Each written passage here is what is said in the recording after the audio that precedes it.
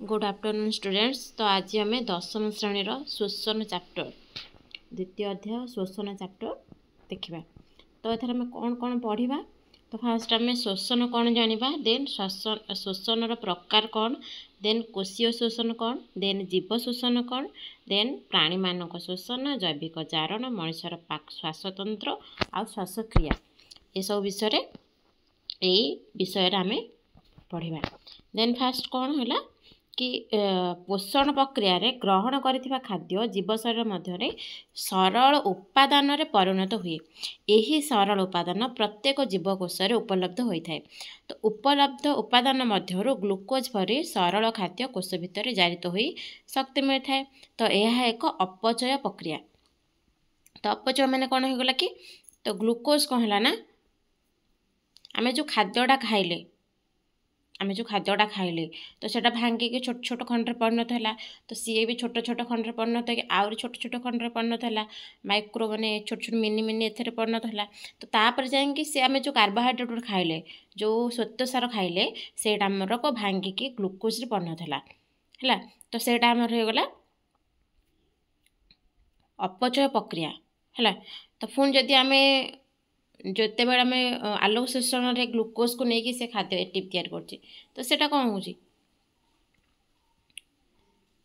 अपचय प्रक्रिया होछि ना। तो प्राप्त शक्ति प्रत्यक्ष बा परोक्ष भाव में जीव को क्रियाशील कराए एवं बंची रहा क्षमता देखा थाए। तेणु शोषण प्रक्रिया द्वारा जीव ग्रहण करथिबा खाद्यर जारण बा दहन घटे, शक्ति मुक्ति होगा सहित अंगारकाम्ल निर्गत हुए। तो कौन हुए, आम जो खाद्य खाऊँच तो से आमर अंगारकाम्ल बाहर। तो आम खाली जानी कि आम निश्वास प्रश्वास अम्लजान नौकरी, अंगारकाम्ल छाड़ुं। तो अंगारकाम्ल कौट आसुची, अंगारकाम्ल मोर कौट आसुची आम जो खाद्य खाऊँच, ठीक अच्छे। आम जो खाद्यटा खाऊँ से जारण होची, आम से अंगारकाम्ल बाहर, देन से निश्वास आकार वायुमंडल को बाहर जाऊँगी, ठीक अच्छे। तेबे एबे शोषण केते प्रकार तो एमती नॉर्मल देखिले कि दी प्रकार, गोटा है वायु उपजीवी शोषण आ गोटा है वायु अपजीवी शोषण, गोटा है वायु उपजीवी शोषण आ गोटा है वायु अपजीवी शोषण। तो शोषण रे ग्लूकोज भली सरल खाद्य जारित हो व्यवहार क्षम शक्ति एटिव होगा सहित अंगारकाम्ल निर्गत हुए। देन शोषण नंबर 2 प्रकार। देन अम्लजान उपस्थिति होता शोषण को कौन कह जाए, तो अम्लजान उपस्थिति होता शोषण को वायु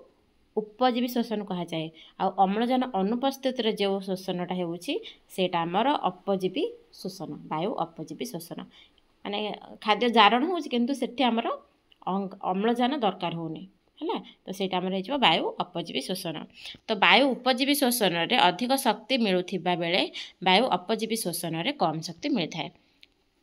जेहेतु आमर अंगारकाम्ल यूज होइकी गोटे बड़ ये माने जारण होची, तो सेठी आमर अधिक एटीपी मिलूची, अधिक शक्ति मिलूची। किंतु जोठी अम्लजान उपस्थिति नाही अनुपस्थिति रे होची, तो सेठी आमर कम एटीपी मिलूची। तो वायु उपजीवी शोषण रे अधिक शक्ति मिलुथिया बेले वायु अपजीवी शोषण रे कम शक्ति मिलता है ना नहीं। देन तो खाद्यर जारण शक्तिमोचन अंगारकाम्ल निर्गमन प्रकृतपक्ष कोष रे साधित हुए। तो आमर जो आम जो खाद्य खाइले तो सेटा कौट जारण होची,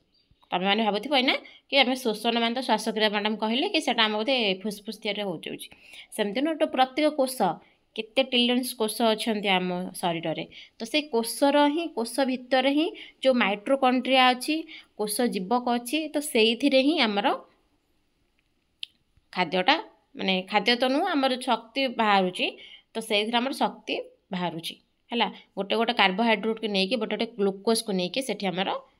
शक्ति बाहर। तो कोशीय शोषण पाई मुख्य आधार रसायन रूपे 6 कार्बन युक्त ग्लूकोज अणु को विवेचना करा जाय थाए। तो अम्लजान अनुपस्थित रे ग्लूकोज जारण द्वारा अंगारकाम्ल निर्गत होगा सहित अधिक शक्तियुक्त विजारित अणु और शक्ति मुद्रा तैयारी हुए। बुझला मुझे कौन कहली कि आम जो श्वेतसारित खाद्य खाऊँ से ग्लूकोज बाहर, तो भांगी भांगी भांगी भांगी ग्लूकोज रे परिणत होगा, तो से ग्लूकोज रु ही आमको शक्ति मिल, ठीक अच्छे। तो ताहले केमिति कोण केतेटा प्रोसेस रे हमर शक्ति बाहरुची माने कोशीय शोषण केते पर्यायर घटुची तो है कि हमर कोशीय शोषण 3टा पर्यायर घटी थाए गोटा हला ग्लाइकोलिसिस गोटा हला साइट्रिक अम्ल चक्र बा क्रेब्स चक्र आगु पढ़िबो देन इलेक्ट्रॉन परिवहन संस्था ए तीनोटी द्वारा हमर एटीपी बाहरिबो माने शक्ति मोचन हबो शक्ति बाहरिबो।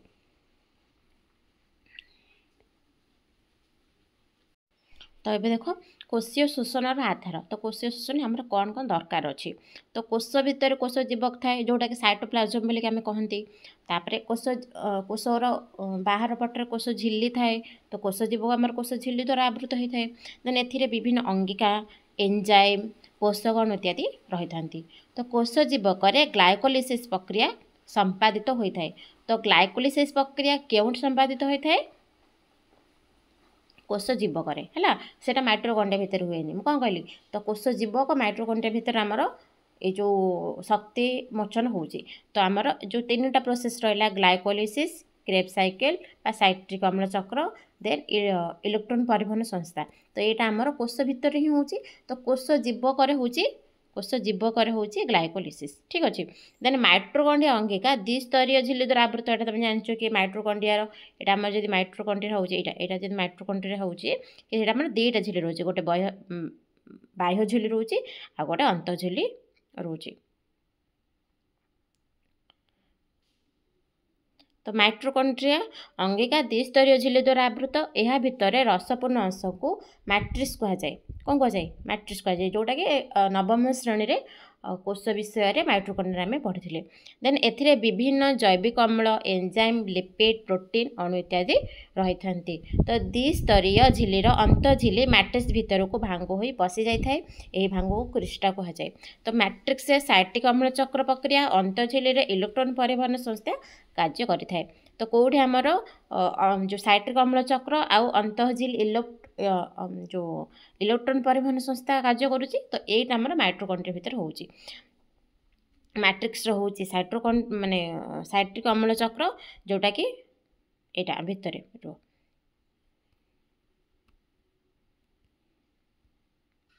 तो यहाँ आम मैट्रिक्स हो गला अंत झिल्ली माने भितरटा है तो आमर ये कौन हम साइट्रिक अम्ल चक्र तापर अंत झिल्ली देख अंत झिल्ली कौटा माने यहाँ जो भांग भांग होमती तो से आमर अंत झिल्ली इलेक्ट्रॉन परिवहन संस्था कार्य करुच्ची तो देख यहाँ भी आउ थे भी अंत झिल्ली दे देती ठीक अच्छे जमी आलोक संश्लेषण प्रक्रिया होता कि पत्र क्लोरोप्लास्टर अंत झिल्ली होता आमर जारण होता ग्लूकोज होता सेमती माइट्रोकंड्रिया माने जीव शरीर में माइट्रोकंड्रिया आमर हो माइट्रोकंड्रिया अंत झिल्ली आमर इलेक्ट्रॉन परिवहन संस्थाटा होगी एटीपी निर्गत हो ठीक अच्छे देन ग्लाइकोलिसिसटा कौन ए भलसे देखा देख ठीक अच्छे देख मैंने केमी माने कौटी कौन बाहर माने कौटी ग्लाइकोलिसिस कौटी हो देन आमर क्रेब साइकल कौटी हो क्रेब साइकल अन्य साइट्रिक अम्ल चक्र आगू पड़ो तो साइट्रिक अम्ल चक्र कौटी हो देन इलेक्ट्रॉन परिवहन संस्थाटा कौटी हो फास्ट मन रख ठीक अच्छे देन ग्लाइकोलिसिस माने सेट केमती धारण हो कौन हो देख तो ग्लाइकोलिसिस हूँ कोषर कोष जीवक ग्लाइकोलिसिस प्रक्रिया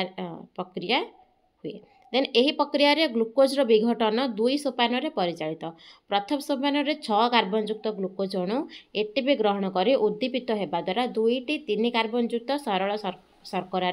विभक्त हुअन्ति देन द्वितीय सोपान प्रति कार्बनयुक्त शर्करा जैव रासायनिक क्रिया द्वारा पायरुविक अम्ल नामित 3 कार्बनयुक्त जैविक अम्ल परिणत हुअन्ति देन यही सोपान शक्ति मुद्रा एटीपी और शक्ति संपन्न विजारित सहकारक निकोटिनामाइन एडेनाइन डाइन्यूक्लियोटाइड बा NADH2 उत्पन्न हुए तो NADH फुल फॉर्म लिखी कि निकोटिनामाइन एडेनाइन डाइन्यूक्लियोटाइड ना तो आमर कौन निर्गत हम एटीपी आउ NADH2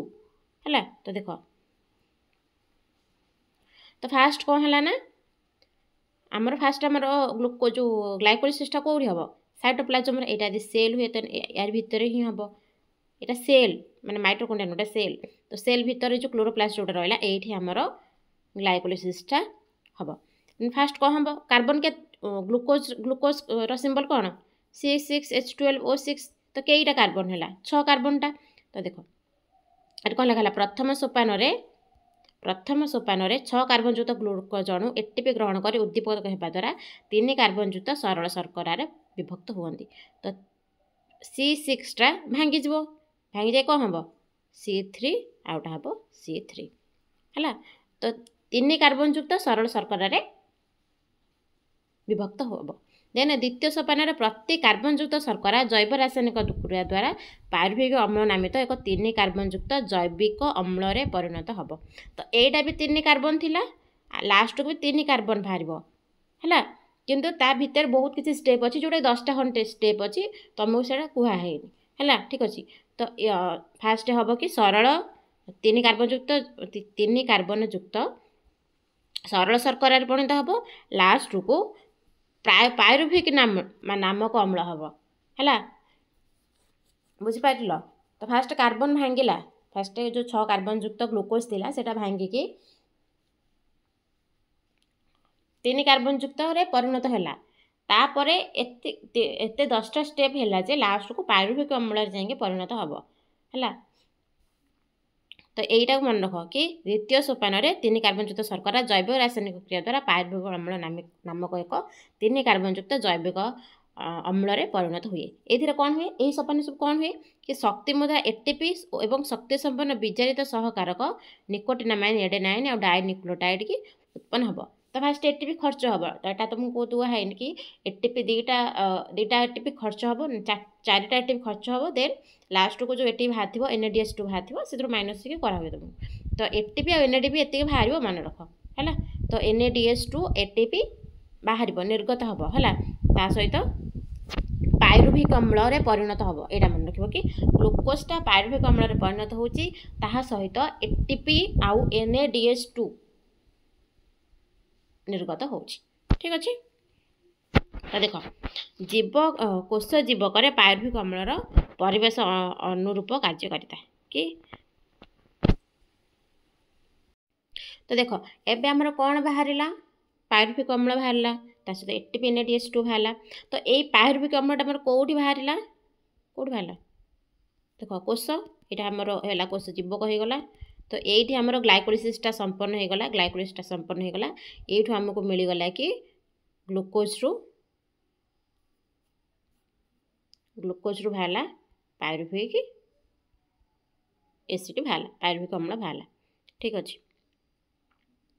तो सही पायरुभिक अम्लटा आमर कौटी जाऊँगी माइटोकॉन्ड्रिया भीतर को जीव जदि न जाई पाइला ताहले कौनटा होछि तो देख कोष परिवेश अम्लजानर मात्रा अनुजाई पायरुभिक अम्ल विभिन्न जैविक क्रिया माध्यम परिचालित होता है तो कोष परिवेश अम्लजान मात्रा अनुजाई पायरुभिक अम्ल विभिन्न जैविक क्रिया माध्यम परिचालित होता है तो कौन ना अम्लजान अनुपस्थिति जदि अम्लजान ताको मिलानी माने पायरुभिक एसिड को अम्लजान मिलानी ताले कौन हम तो अम्लजान अनुपस्थित ईस्ट भली अणुजीव कोष में पायरुभिक अम्ल 2 कार्बनयुक्त इथानल बा सोरा सार परिणत हुए तो खाली तो आम एथर हो ना आम खाली प्राणी जाऊन ना तो आहुरी भी बहुत जीव अच्छा से शरीर भी से खाऊँ से भी शक्ति निर्गत होची तो ईस्ट शरीर कौन हो सी आउ सी जो आमर जो ग्लूकोज ताकत है तो ग्लूकोजटा पायरुभिक अम्ल परिणत होगला है ताकू आठ ऑक्सीजन मिलानी तो सेठी से शरीर कौन हम तो अम्लजान अनुपस्थित ईस्ट भली अणुजीव कोष में पायरुभिक अम्लटा 2 कार्बनयुक्त इथानल बा सुरासार परिणत हुए पायरुभिक अम्लटा केते कार्बन थिला 3 कार्बन थिला तो यहाँ आमर 2 कार्बन में पुणी परिणत होगला कार ईस्ट शरीर है तो ईस्ट शरीर 3 कार्बनयुक्त पायरुभिक अणुटा 2 कार्बनयुक्त इथानल बा सुरासार परिणत होगला यही प्रक्रिया एक अंगारकाम्ल और अल्प शक्ति निर्गत है तो वायुटा कौन वायु अपजीवी है ना वायु उपजीवी है वायु अपजीवी है तो जेहेतु वायु अपजीवी है तो से अल्प शक्ति निर्गत है तो यह वायु अपजीवी शोषण यह सुरासार किण्वन बोली कहुए तो ये गोटे क्वेश्चन आसो कि सुरासार किण्वन कौन लिख कि अम्लजान अनुपस्थित ईस्ट शरीर 3 कार्बनयुक्त पायरुभिक अम्ल 2 कार्बनयुक्त इथानल अणुरे परिणत है सुरासार परिणत है तो एथिरू अल्प शक्ति निर्गत है जहाँ को आम सुरासार किण्वन बोलिकी कहगला देन अम्लजान अभाव बा अल्प अम्लजान मात्रा जो थी ताहले कौन हम है माने अम्लजान अच्छी किंतु शरीर गति ठीक से अम्लजान पहुँची पारानी से कौन हम तो अम्लजान अभाव रे पायरुभिक अम्ल 3 कार्बन युक्त लैक्टिक अम्ल परिणत हो जाए जो 3 कार्बन युक्त पायरुभिक अम्ल अच्छी तो ता सहित भी ऑक्सीजन हाइड्रोजन सब आड हो तो सेठू कौन हो पायरुभिक अम्ल आउ 3 कार्बन युक्त माने पायरुभिक अम्लटा 3 कार्बन युक्त लैक्टिक अम्ल परिणत होगला तो यहाँ गोटे बढ़िया क्वेश्चन आसिक पायरुभिक अम्लटा ऑक्सीजन बिना तो कौन परिणत हो जाए अल्प ऑक्सीजन रे तो लैक्टिक अम्ल परिणत हो जाए तो यह पेशी कोष घटी थाए पेशी कोष माने मांसपेशी जिते आम जिम कर माने जानथि जिम कर किसी गोटे कम कर तो आम गोड़ दौड़ तो से कौन हुए ना आम गोड़ हाथ दर्ज हो जाए कहीं तो जिते आम मांसपेशी गुड़ाक ना से ऑक्सीजन ठीक रूपे पाइपारती है तो आम पायरुभिक अम्लटा लैक्टिक एसिड परिणत हो जाए जोटा कि आम देह हाथ को दर्ज कर दिए है तो फल समय समय मांसपेशी संकोचन बाकुला हो जाए है तो मांसपेशी संकोचन बाकुला कौन जोटा तो बाकुला कौन तो कौन लिख तो अम्लजान अभाव में पायरुभिक अम्ल 3 कार्बन युक्त पायरुभिक अम्ल 3 कार्बन युक्त लैक्टिक एसिड परिणत होता है यहाँ पेशी कोष संगठित होता है पेशी कोष घटी थाए तो यहाँ आम बाकुला बोलिक कहती है देख तो अम्लजान उपस्थिति रे पायरुभिक अम्ल माइटोकॉन्ड्रिया प्रवेश कर और विभिन्न जैव रासायनिक क्रिया माध्यम शक्ति मुक्त होगा सहित अंगारकाम्ल जल निर्गत हुए तो यह वायु उपजीवी शोषण कहुए तबे वायु उपजीवी शोषण कौन तो अम्लजान उपस्थिति रे पायरुभिक अम्लटा माइटोकॉन्ड्रिया प्रवेश करगला तमाने क्रेब्स साइकिल साइट्रिक अम्ल चक्र घटो है तो अम्लजान उपस्थिति रे पायरुभिक अम्ल माइटोकॉन्ड्रिया को प्रवेश करे और विभिन्न जैव रासायनिक क्रिया मध्य शक्ति मुद्रा होगा सहित अंगारकाम्ल जल निर्गत यह वायु उपजीवी शोषण कह जाए तो देख तो कौन है कि देख जो आम पढ़िले कोष जीवक पायरुभिक अम्लर परिवेश अनुरूप अनुसार कार्यकारिता कि अम्लजान अनुपस्थित कौन हो अम्लजान अभाव में कौन हो अम्लजान जदि माने माइटोकॉन्ड्रिया भितर पशि जाऊँगी कौन हो माने अम्लजान उपस्थित जदि ग्लूकोजटा जो पायरुभिक अम्लटा पशुची आमर कोष भितर आउ माइटोकॉन्ड्रिया भितर देख ये से ग्राफटा को कराई दिखाई कि 3 कार्बन युक्त पायरुभिक अम्लटा फास्ट कौन है ना अम्लजान अनुपस्थित ईस्ट कोष से संगठित है से कौन बाहर 2 कार्बन युक्त इथानल बाहर ता सहित अंगारकाम्ल बाहर सहित शक्ति बाहर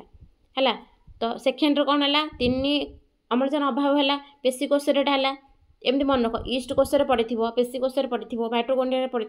कि पायरुभिक अम्लटा माइटोकॉन्ड्रिया जाएंगे कौनटा लास्ट को उत्पाद प्रोडक्ट कौन बाहर अम्लजान अभाव में पेशी कोष 3 कार्बन युक्त पायरुभिक अम्लटा कौन परिणत होगा तो जदि आम अम्लजान अभाव में पेशी कोष देखा ताले कौन हो 3 कार्बन युक्त लैक्टिक अम्ल परिणत होगा यहाँ हूँ 2 कार्बन युक्त इथानल परिणत होगी यहाँ हूँ 3 कार्बन लैक्टिक अम्ल परिणत होता सहित शक्ति निर्गत होती अंगारकाम्ल बाहर ना देख तो ये अंगारकाम्ल बाहरी किंतु ये अंगारकाम्ल आमको बाहर ये कारण ये 2 कार्बन युक्त इथानल है आउ जो गोटे कार्बन रहा से अंगारकाम्ल परिणत होगा ये किंतु 3 कार्बन युक्त रहा तो कार्बन थी सीना अंगारकाम्ल हम तो 3 कार्बन युक्त इथानल ये जो लैक्टिक एसिड परिणत होगा तो ये आम 3 कार्बन युक्त पायरुभिक अम्लटा अंगारकाम्ल जल शक्ति माने ये अधिक शक्ति निर्गत है ना तो आउ जी रहा आमर ये अधिक शक्ति निर्गत होगा सहित सब जाक माने अंगारकाम्ल परिणत होगा है तो ये देखिए साइट्रिक अम्ल छोटा कौनटा केमी घटुची माने को स्टेप नहीं कि केमी कौन होगा आम यहाँ माने नेक्स्ट क्लास रे पढ़ा तो ये जहाँटा पढ़ाला तो समस्ते टिके भल से रिविजन करदेव शोषण विषय बही बाहर करके थे रिडिंग करदेव ता सहित वायु उपजीवी शोषण कौन वायु अपजीवी शोषण कौन देन शोषण आधार कौन देन ग्लाइकोलिसिसटा समस्ते खातार लिखिकी मत सेंड कर ठीक अच्छे ग्रुप रे सेंड कर